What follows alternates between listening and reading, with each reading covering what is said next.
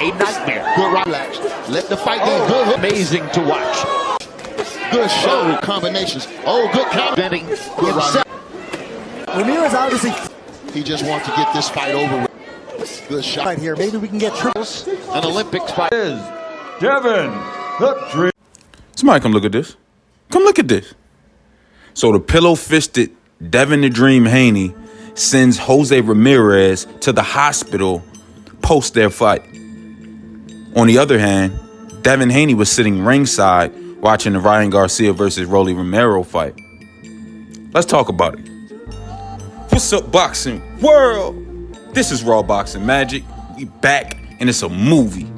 So, coming off of a very lackluster performance, Devin Haney versus Jose Ramirez, it was a complete snooze fest, only because of the excessive movement of Devin Haney, also just the lack thereof as far as throwing punches for both fighters.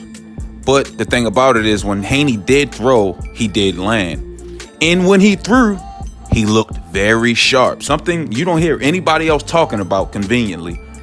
He looked very, very sharp, very quick, very snappy. And I seen some of those hooks and uppercuts that he was hitting Jose Ramirez with. And when I look back at the fight, I said, wow, yeah. Like, people don't understand how a fighter could sustain a concussion from these shots because they were so few and far between. There weren't many shots to see. So you wouldn't think that a boxer would be hospitalized after this. But contrary to our belief, those shots that he did hit him with obviously were very effective. And it sent Jose Ramirez to the hospital, the only one on the card who went to the hospital after the fight, mind you, right? So, as I said, Devin Haney moved around sporadically all through the fight.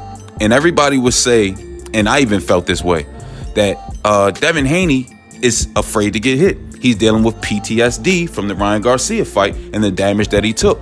He does not want to get hit because he's having flashbacks of going down. But this is something else that, of course, you're not going to hear anybody else say. Thank you, Magic. But anyway, this is what you're not going to hear anybody else say. Devin Haney's game plan was not his own.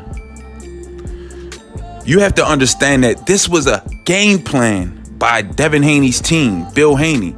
I kept hearing them tell him in the corner, keep your feet moving, keep your feet moving, keep your feet moving. So this is a strategy that they worked on. This is not just simply us seeing Devin Haney and he's being scared and he's running. No, and if it is a point of fear, it's being instilled into him by his father. This is the only time where I truly say, Devin Haney really needs to rethink the strategies when it comes to his father, because that was just the wrong one. There's other good things that Bill Haney has told Devin Haney in the past, right? So, for instance, when Devin Haney fought George Kambosos, he fought him from long range. He kept him on the end of the jab, and that's the range that he kept all fight, and that's how he defeated him both times, pretty much. Then, going into the Lomachenko fight, completely different game plan. He's rushing Lomachenko, he's running down on Lomachenko, and he's body shot heavy. We've never seen Devin Haney land these many body shots ever. But, again, we learned that was the game plan. To move on, not to box, not to do what he thinks we're going to do, because everybody thought he was just going to try to keep Lomachenko on the end of that beautiful jab and keep his distance, him being the longer, rangier fighter. But no, they took the fight to Lomachenko, which is why Lomachenko had success like in 3 of the last rounds of the fight. He had some success in those rounds because Devin Haney was right there. Now, fast forward to this fight. The game plan was to move around.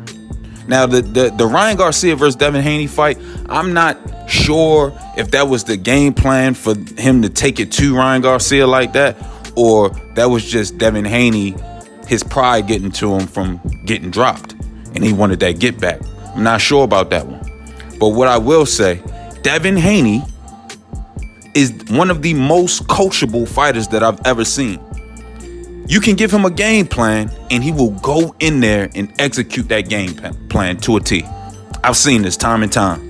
And I've seen him change his style and do different things. So this shouldn't be a shock if we see the Devin Haney of old next time, or we see a different Devin Haney, because whatever the game plan is, he can adapt to it. A lot of fighters cannot do this in the sport of boxing. I've been watching boxing for the last 15 years. It's no way. It's no way, bro. Every fighter cannot do that. They'll revert right back to what they used to do. So what I'm saying is, we have to take it with a grain of salt, because at the end of the day, Devin Haney was just doing what his coach told him to do. Let's be for real. And I heard Bill Haney keep telling him to do the same thing. But you can't say he doesn't have any power, because obviously he hurt Jose Ramirez in that fight with the very few punches that he threw. So imagine if he landed more leather on him. He would have probably stopped him, like I thought he would going into the fight, but they had a completely different game plan. What I can see is he kept that right hand up all night, just like Rolly did against Ryan Garcia. So he wasn't getting, it wasn't too many openings for a left hook. So you can also see that he was training for Ryan Garcia fighting Jose Ramirez, because he didn't have to move as much. Jose Ramirez is not that type of fighter. He's not, you know what I mean? He wouldn't bring it. You're way quicker. There's no reason for you to be moving so much. And when he sat down and settled down, he looked very successful, and he hit Jose Ramirez with some really good shots that sent him to the hospital. Y'all, stop trying to glance over shit. The only fighter that was sent to the hospital that night was Jose Ramirez against the pillow-fisted, so-called pillow-fisted Devin Haney. So for all the Haney haters, you know what I mean? And then karma is something that is so unavoidable, because Ryan Garcia did all of what he did, cheating, coming in overweight on purpose, creating these advantages in the fight.